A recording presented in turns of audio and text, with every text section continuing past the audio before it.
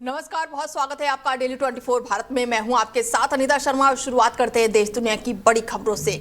और असम, केरल और पुडुचेरी में वोटिंग जो है वो शुरू हो चुकी है। 3 राज्यों में लगातार वोटिंग डाली जा रही है। ऐसे में कुल 296 सीटों पर मतदान जो है वो जारी है। सुबह 7 बजे से लेकर शाम को 5 बजे तक मतदान चलेंगे। 4 मई को नतीजे आएंगे।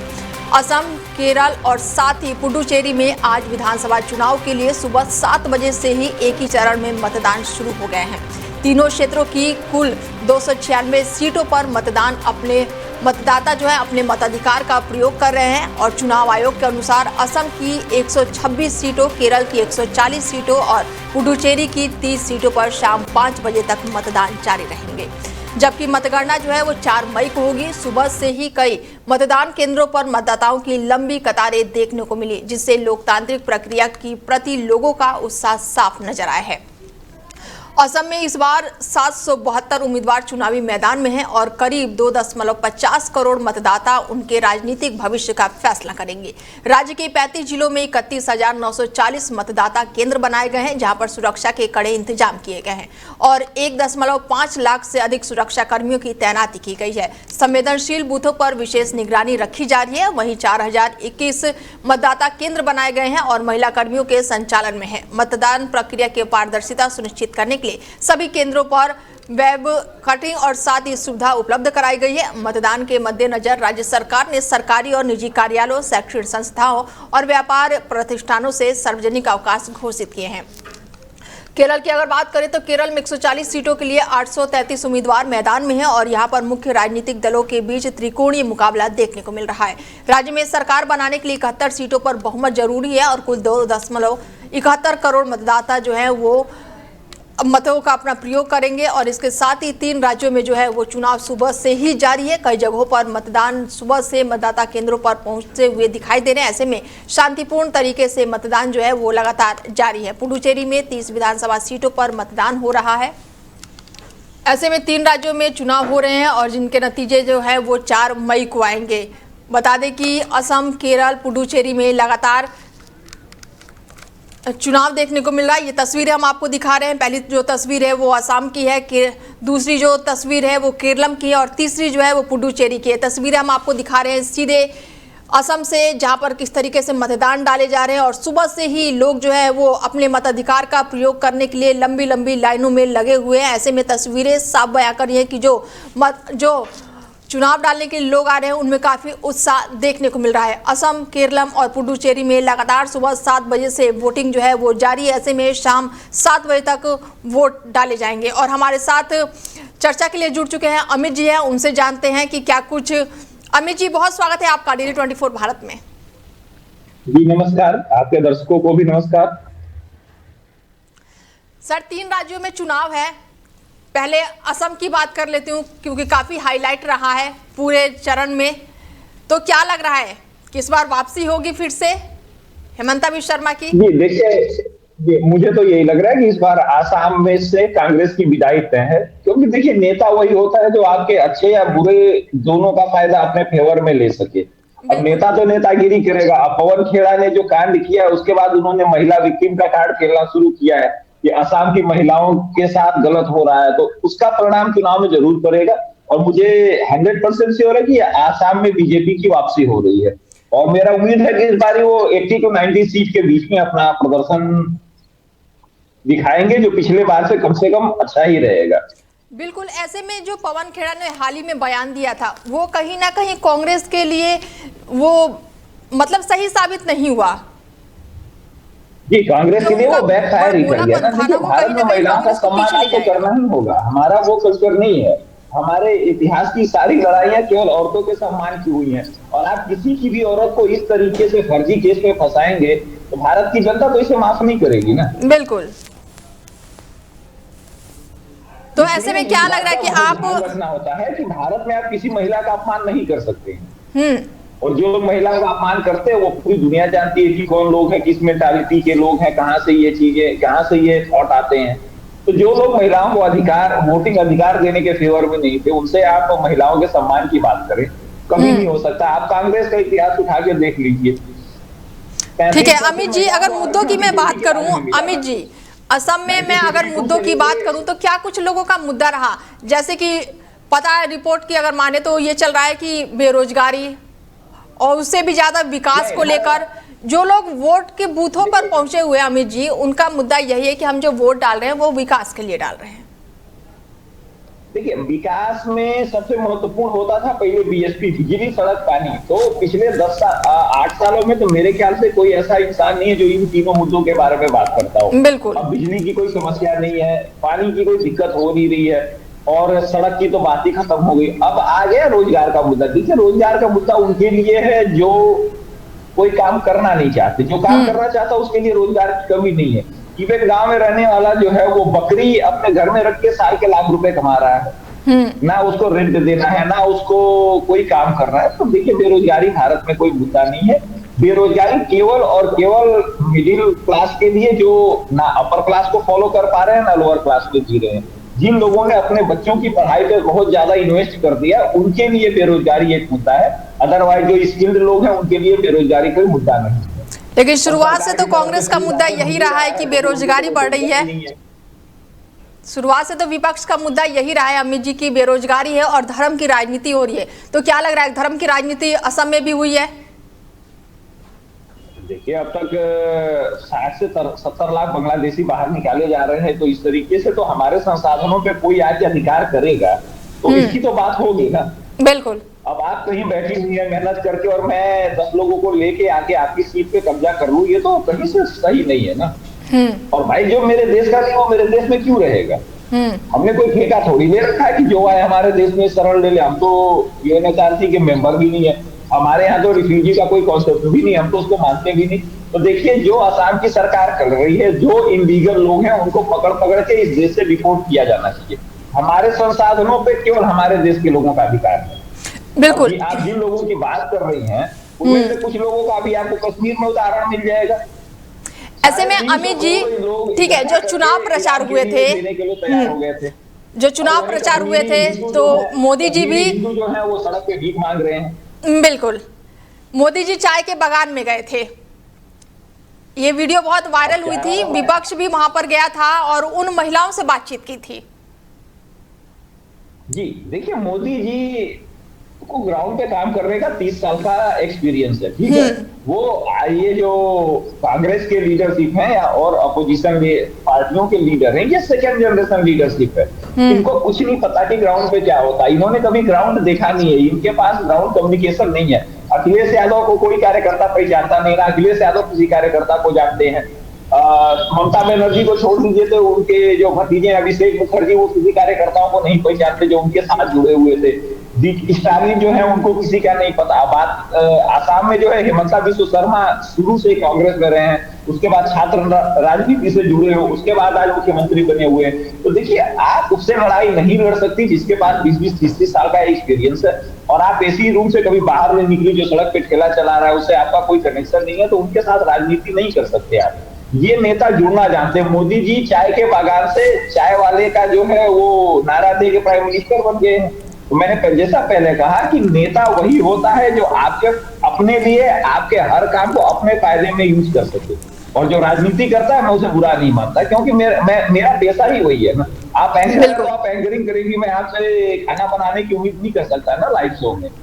बिल्कुल ऐसा नहीं है अमित जी, आप अपने थॉट्स बना रहे हैं। मैं जनता के, अमित जी देखिए, ठीक है, ये अच्छी बात नहीं, ठीक है, आप अपने थॉट बता रहे हैं पर्सनली, मैं यहाँ पर जनता के थॉट बता रही हूँ। ये हम दोनों में डिफरेंस है। अगर मैं बैठ के यहाँ पे एंकरिंग कर रही हूँ तो मैं जनता के थॉट्स रख रही हूँ, आप पर्सनली अपना रख रहे हैं।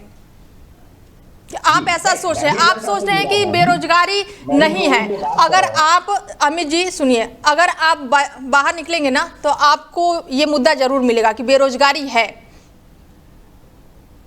मैंने कहा ना, मैंने तो मना नहीं किया कि बेरोजगारी नहीं है। मैंने सीधा सीधा कहा है बेरोजगारी उसी के लिए है जिनके माँ बाप ने अपने बच्चों की पढ़ाई पे बहुत ज्यादा इन्वेस्टमेंट किया है। बेरोजगारी का मुद्दा उनके लिए है। जो लोग स्किल्ड बेस है उनको रोजगार की कोई कमी नहीं है। मैं मतलब लाइफ में पहली बार इतना 4-5 महीने गांव में लगा के आया हूँ और मुझे पहली बार ये एहसास हुआ कि जितनी रोजगार गांव में है उतना रोजगार शहरों में नहीं है।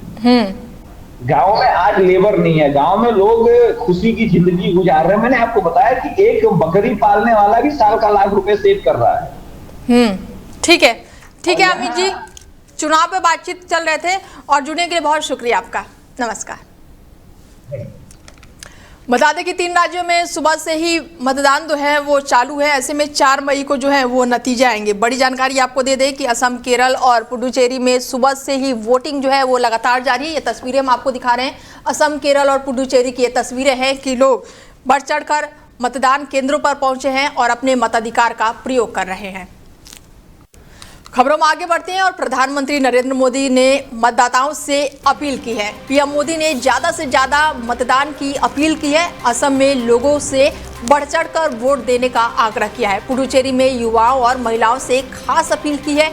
केरल के मतदाताओं से लोकतंत्र मजबूत करने का संदेश दिया है। बड़ी जानकारी आपको दे दें कि 3 राज्यों में सुबह से ही मतदान जो है वो जारी है। ऐसे में प्रधानमंत्री नरेंद्र मोदी ने असम, केरल और पुडुचेरी में शुरू हुए विधानसभा चुनाव 2026 के मतदान के बीच मतदाताओं से लोकतंत्र के इस महापर्व में बढ़ चढ़कर भाग लेने की अपील की है। प्रधानमंत्री ने सोशल मीडिया पर अपने संदेश में असम के मतदाताओं से बड़ी संख्या में मतदान केंद्रों तक पहुंचकर अपने मताधिकार का प्रयोग करने का आग्रह किया है और कहा है कि सक्रिय भागीदारी ही मजबूत लोकतंत्र की पहचान होती है। और इसी तरह पुडुचेरी के मतदाताओं को संबोधित करते हुए उन्होंने विशेष रूप से युवाओं और महिला मतदाताओं से मतदान में बढ़ चढ़कर हिस्सा लेने की अपील की है और कहा है कि राज्य के भविष्य को आकार देने में हर एक वोट की महत्वपूर्ण भूमिका होती है। वहीं केरल की जनता से भी प्रधानमंत्री ने उत्साहपूर्वक मतदान करने का आह्वान करते हुए लोकतांत्रिक प्रक्रिया को और मजबूत बनाने में अपनी जिम्मेदारी निभाने की बात कही है।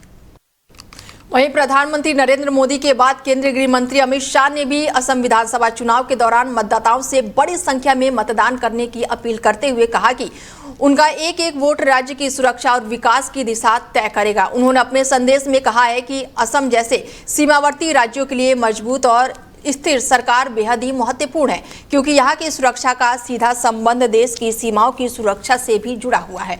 अमित शाह ने मतदाताओं से लोकतंत्र के इस महत्वपूर्ण अवसर पर उत्साह के साथ मतदान केंद्रों तक पहुंचने और अपने मताधिकार का प्रयोग करने का आह्वान करते हुए कहा कि हर वोट असम की सुरक्षा और समृद्ध भविष्य की नींव को मजबूत करता है। तो वहीं कांग्रेस अध्यक्ष मल्लिकार्जुन खड़गे ने केरल विधानसभा चुनाव के बीच राज्य के मतदाताओं को संबोधित करते हुए उन्हें शिक्षा, सामाजिक गरिमा और साथ ही धर्मनिरपेक्ष मूल्यों की परंपरा को आगे बढ़ाने का संदेश दिया। उन्होंने कहा कि केरल की जनता ने हमेशा प्रगतिशील सोच और सामाजिक समानता के मूल्यों को मजबूती से अपनाया है, पूरे देश के सामने एक सकारात्मक उदाहरण प्रस्तुत किया है। अपने संदेश में उन्होंने भरोसा जताया है कि इस बार भी राज्य के मतदाता लोकतंत्र को मजबूत करने के लिए जिम्मेदारी के साथ मतदान करेंगे और ऐसा निर्णय लेंगे जो राज्य के उज्जवल भविष्य और सामाजिक सौहार्द को आगे बढ़ाने में बेहद ही महत्वपूर्ण भूमिका निभाएगा।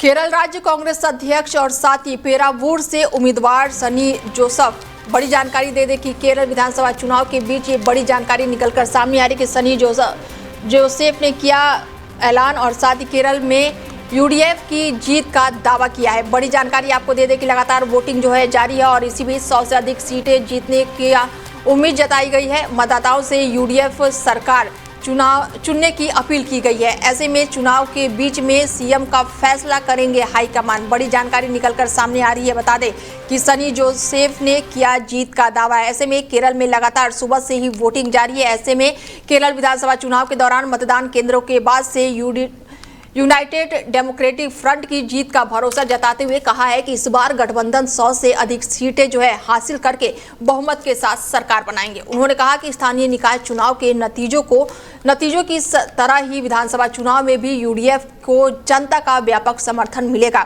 सनी जोसेफ ने मतदाताओं से अपील की है कि वो अपने मताधिकार का सही उपयोग करते हुए यूडीएफ के नेतृत्व वाली सरकार को चुने ताकि वर्तमान सरकार की जनविरोधी नीतियों को खारिज किया जा सके। मुख्यमंत्री के चेहरे को लेकर उन्होंने स्पष्ट किया है कि चुनाव परिणाम आने के बाद से पार्टी हाईकमान से परामर्श के आधार पर अंतिम निर्णय लिया जाएगा।